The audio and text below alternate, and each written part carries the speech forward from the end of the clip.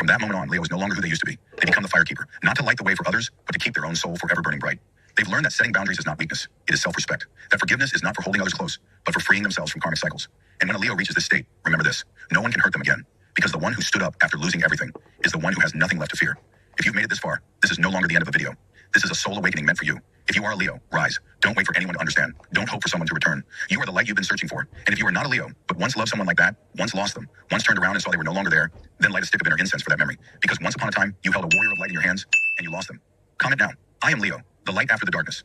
Or if you are on your healing journey, no matter who you are, I have awakened, and I am not looking back. And if this video touched your heart, share it as a sacred ritual, a declaration to the universe that you have seen the truth, an action that reignites your inner light, and a sign to other souls that warriors of light never fall. They're simply waiting for the right moment to rise again. There are phases in life when we no longer feel the need to speak much, no longer strive to explain whether we were right or wrong, no longer desperately try to hold on to anyone, nor feel sorrow over what didn't work out.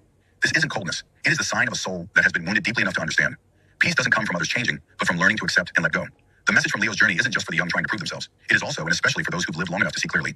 The light is not something outside of us, but something that has always lived within, simply waiting for the pain to break it open.